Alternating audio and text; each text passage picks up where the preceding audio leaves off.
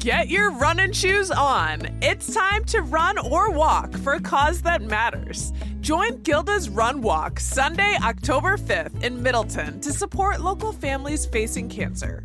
Run a self-timed 5K, walk 2 miles, or jumpstart with their free Couch to 5K program. And at the finish line, enjoy burgers, ice cream, and fun for all ages. Register by August 31st for early bird pricing and the official event t-shirt. Sign up now at gildasrunwalk.com. This is CityCast Madison. I'm Bianca Martin, and here's what Madison's talking about. The clock is ticking for the Dane County Humane Society. That's the headline flooding local news recently after the nonprofit published a letter saying it doesn't have the funds it needs to care for stray animals and impounded animals through the rest of the year. With me today to dig into this conundrum is DCHS Director of Development and Marketing, Amy Good. Amy, welcome to CityCast Madison. Thank you for having me. And before we dive in, I do quickly want to note that DCHS has been a sponsor of CityCast Madison, but like with all of our work, this show is produced with 100% editorial independence from any outside parties. Now, let's dive into what's going on. Amy, I want to start with the news of this story. As I mentioned, DCHS published a letter addressed to Public Health Madison and Dane County late last month, warning that unless something changes, the Humane Society won't have the funds it needs to provide services for stray and impounded animals. Can you explain what exactly those services are that are in jeopardy and their significance? Absolutely. So we, for many decades, have held the contract with Public Health Madison and Dane County, and we shelter animals that are found stray in our community, as well as those who are impounded as part of law enforcement and, law enforcement that would bring them in for investigations or even things that people don't think about. It's a safety net for our community. If you get pulled over for drunk driving and have to go to jail, your dog's going to come to us. If somebody's taken to the hospital and nobody is left to care for it, those animals also come to us. So it's really a safety net for people in our community when those animals and people aren't together for some reason. And I understand this is state mandated. It needs to happen. And that's why the county contracts with you. Right. So every community is a little different, but ultimately it is up to a municipality to decide where those stray animals in the community go. And in our situation, they are coming to a nonprofit organization, Dane County Humane Society. Other communities have their own municipal shelter, or they've contracted with a for-profit person to do it. But ultimately, we've served this community as the stray holding facility for many, many years. Mm-hmm. And despite its name, the Dane County Humane Society is not a public entity. We just wanted to make that clear. It's a private nonprofit organization, but you do rely on the county to do what you do, and the county relies on you for those services. Now you're facing a major budgetary shortfall that you're asking the county to help address. How large is the shortfall? So right now, between what we actually signed in the contract and what we think is actually going to cost us to deliver those services this year, it's over $900,000 that gap is. And there's kind of two things playing out right now. One is this systemic gap that has been there for years with how much we actually get reimbursed for these services versus how much it actually costs us. So for decades, and it's getting worse and worse, we've been basically subsidizing the governmental responsibilities with donor dollars. But it's just not sustainable to do that anymore, which is why we've kind of decided that, we need to say there needs to be a fundamental reset on this contract because we just can't do it for what it's costing us anymore because everything has gone up for sure. But as we look at the shortfall for this year, we entered into this contract knowing the funding would not last the entire year. And there was some uncertainty with what's going to happen once the money runs out. And so we've alerted officials for months now that they're going to be, finishing up that amount on the contract. And we anticipate the money is going to be out by the end of August. And we're just still kind of waiting to hear what's next. So you're hoping for guidance, for funds? Like what do you need from the county at this time? So what we've kind of been told in a roundabout way is that, of course you can seek an amendment for the rest of the funds for the rest of the year.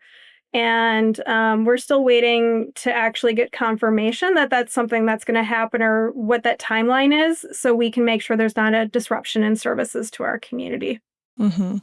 And I just want to put a point on over $900,000. That's almost $1 million. Sounds pretty serious. Right. And yeah, I mean, ultimately, it's the government's responsibility to provide these services. I think we've shown our community that we do a really good job of providing these services as far as the number of animals that we reunite with families, being that safety net for so many people, and ultimately doing right by the animals once their stray period is over as well. And that is above and beyond what the contract does. The contract only pays for that first 4 to 7 days of a stray hold period. So after that, that's where we really rely on our community to help us prepare those animals for adoption and get them new homes. Yeah, it sounds like there seems to be a major disconnect for what the county is offering in this contract and what you say that you need. Do you know why that is? Is this a difference in values? Like, are y'all misunderstanding each other? Like, what's going on? Yeah, it's really hard to say what's happening. Our community values what we do, right? And I think the contract is not necessarily a reflection of our community's values. I think people in our community want our stray animals to be safe. They don't want them running around in the streets where they're dangerous to themselves or others. We want to have the safety net in our community. So I think people have shown already that they're standing with us and want to make sure that these services continue for our community and that we get made closer to whole on how much it actually costs us to provide these government mandated services. Yeah, because it looks like the contract offers y'all $390,000, and you said the budget shortfall is $910,000. So that's a really big difference there.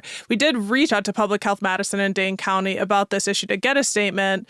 They said, quote, "We're aware of the funding concerns expressed by the Dane County Humane Society. There is an ongoing dialogue between our agency, the City of Madison, Dane County, and DCHS to address those concerns. These kinds of conversations are common between local government and nonprofit partners while budgets are being finalized." How are you feeling about these statements and the status of the conversation? Like, are you hopeful for a positive resolution at this point? That they're just saying this is common? It sounds like you're ringing the alarm. So I would hope that we'd hear something very soon about the funding through the rest of the year, right? We're already into August, and we've already said that's when the money's going to run out. So we're hopeful we'll hear something very soon about the actual amendment being okay to fulfill the rest of the contract for the remainder of the year. But I think as we look ahead to 2026, we've been having conversations for months, if not years, about this gap and how it's been growing. And I think that's where we're really hoping to see some progress, because it is not sustainable for us as an organization to keep subsidizing governmental services at this rate. It's not fair to our donors. It's not fair to our animals. It's not fair to our community members. Like you said, the funds do have a projected run dry date at the end of August. If the money doesn't come through, what's going to happen? Well, I'm really hopeful that we do hear something before that actually would be the case. But ultimately, like, where those animals go is up to the city and county, because it's their services to provide. We're just the vendor providing those services. So hopefully that is something we're getting a response from very soon. We were told last week that they'll reach out to schedule something. As of now, we have not heard back. Well, so would the outcomes, this just because there's a lot of money in between what the county is looking to offer versus what you need. Like, if there's anything less than what you guys project as the need for these services, will there be more loose dogs and cats in the streets? Like, how is this going to impact local pet owners if you guys aren't getting what you need to do your job? Right. I think we can easily look to other communities that don't invest in animal services, and we can see what happens. If you go to southern states, right, there are animals everywhere. You see stray dogs running in packs. You see people who are getting injured by those animals. There's people just finding endless numbers of litters of puppies and kittens under their porches and things like that. More animals being hit by vehicles because they're running loose in the streets. And I don't think anybody wants that for Madison, right? Nobody wants to see that happening. So ultimately, I hope that the community sees why investing in animal sheltering is important for so many reasons. It keeps people here safe, it keeps the animals safe, and it just really is. I go back to it, it's a safety net for our community in so many different ways. That's why it's tough feeling the dissonance that's happening here. The contract between you and the county was signed at the end of last year.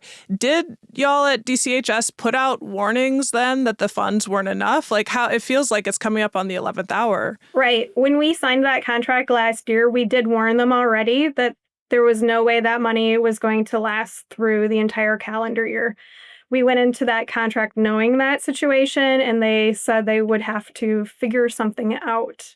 So we're still waiting for what that figuring something out is, I guess. But ultimately, we know how much it's going to cost us. We could project that very easily based on previous expenses and anticipated stray animal intake. So we knew going in that it definitely was not going to make it through the entire year.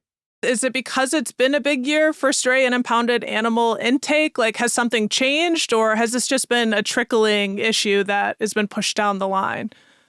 Well, yeah. So for comparison, our contract in 2024 was $550,000. So we already knew we had a smaller contract amount going into this year, right? And we actually exceeded $550,000 last year.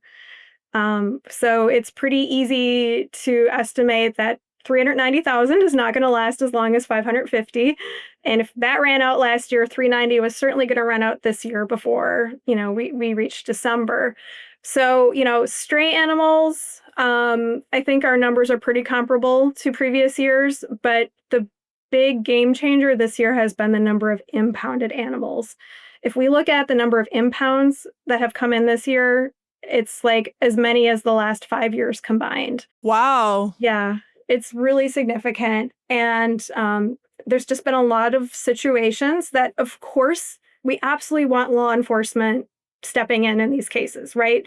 We're not saying, please don't bring us those animals, but that is what is causing some of this major stress and financial concerns that we're having right now, because impounded animals are here because they're part of a neglect situation or abuse, or it could be dogs that have bitten somebody.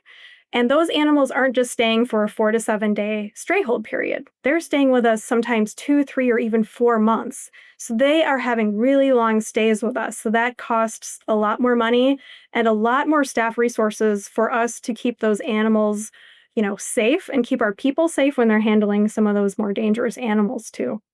So it sounds like there's been more neglect and even crime when it comes to people having animals in our area. Right. And there's certainly like those one-offs, like here's this one situation where this one dog bit somebody very severely, and there's now a dangerous dog investigation happening. But we're seeing these animals come in larger groups too.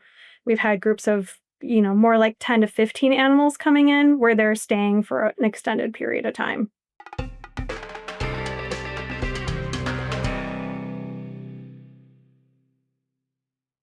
When you hear entrepreneur or investor, who comes to mind?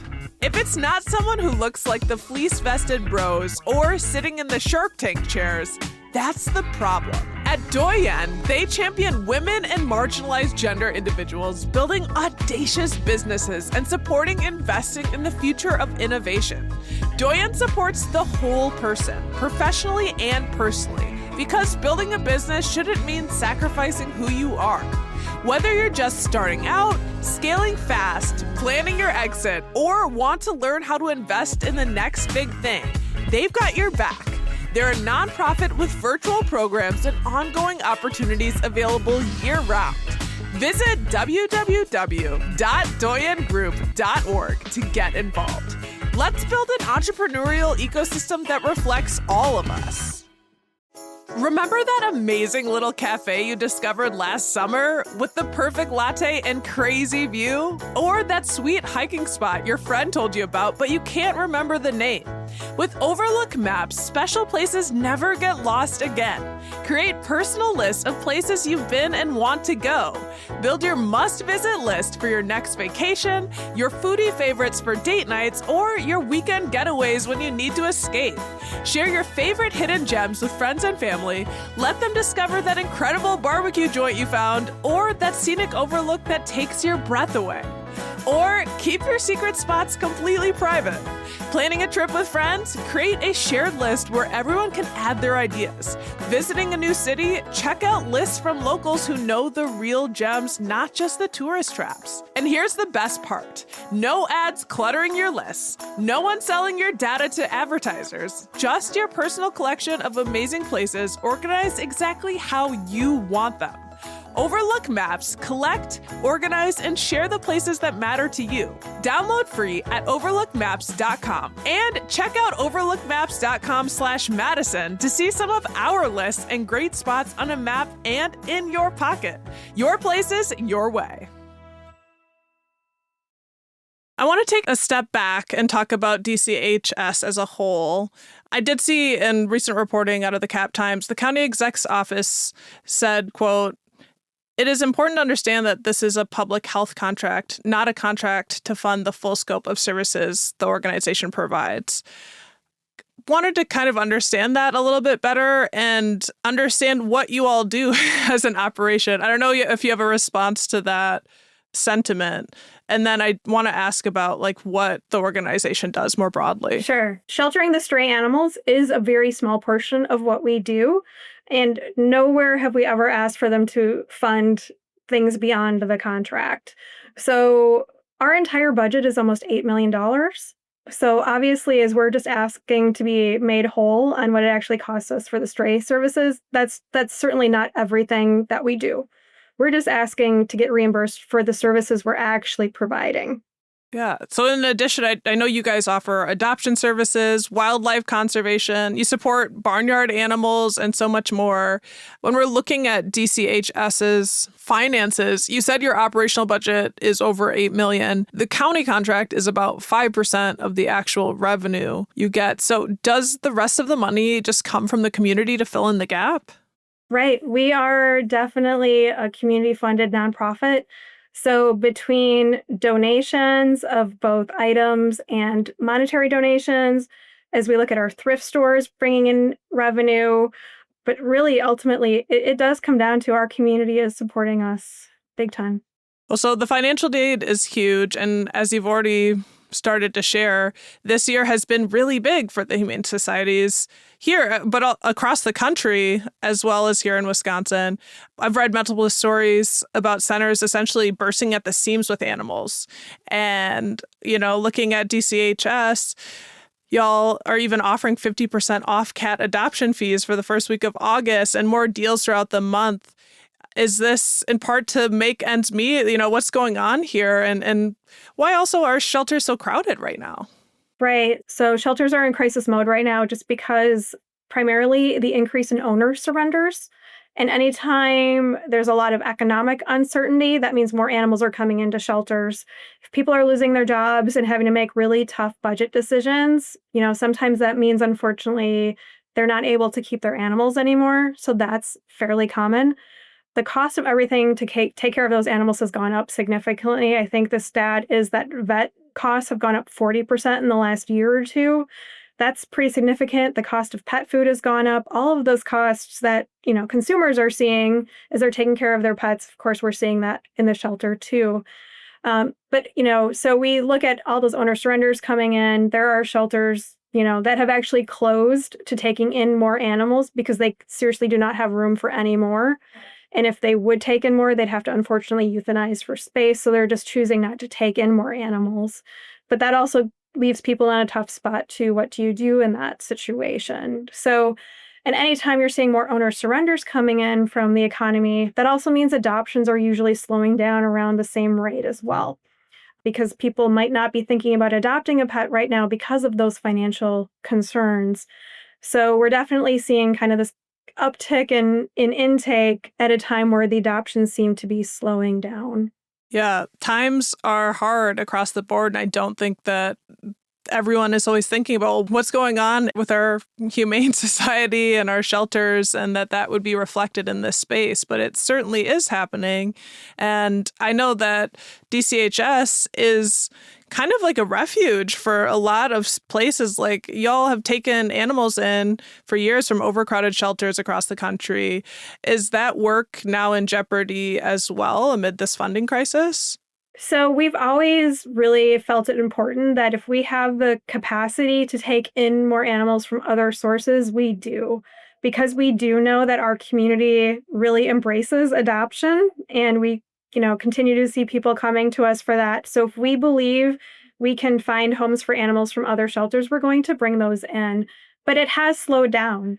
Ultimately, as we think about how many strays and how many impounds we have right now, because we're not turning those kennels over as quickly, that means we are taking in less animals from other sources because our kennels are filled with impounded animals who are staying here for a long time. When we're talking about animals, it's hard to detach from the emotion involved. Pets bring so much joy into our lives. Our executive producer got one of her cats, one of our team members, Ozzy from DCHS.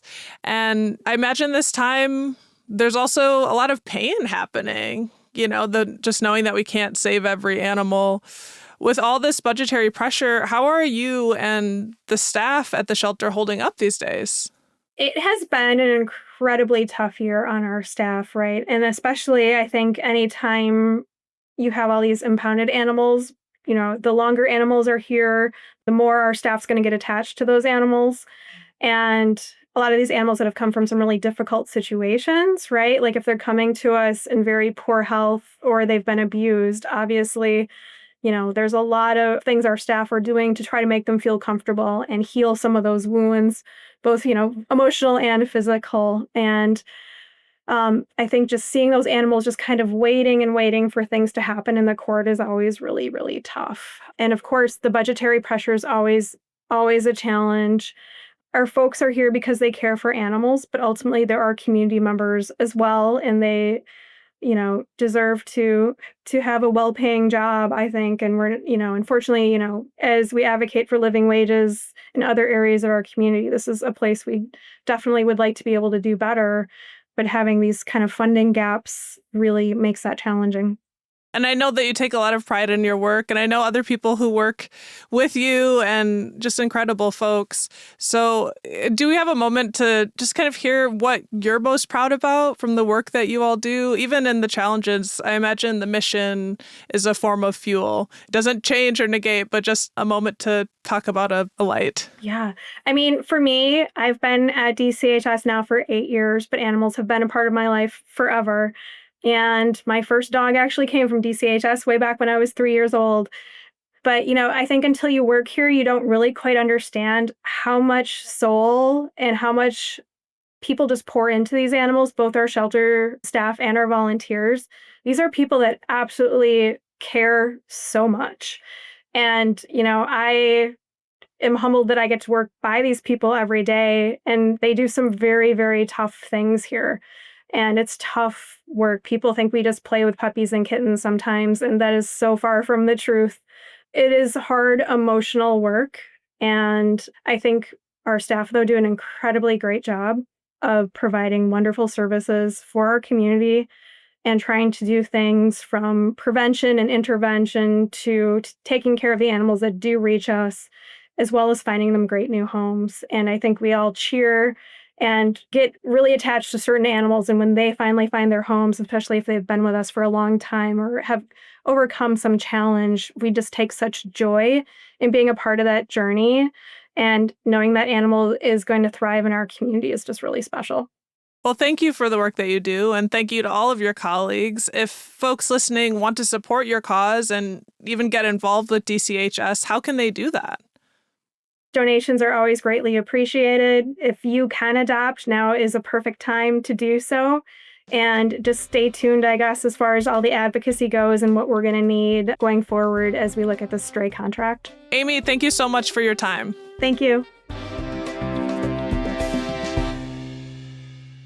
That was Amy Good, Dane County Humane Society's Director of Development and Marketing. If you'd like to read the public letter the organization recently published or learn more about their ongoing works, head to our show notes for a link.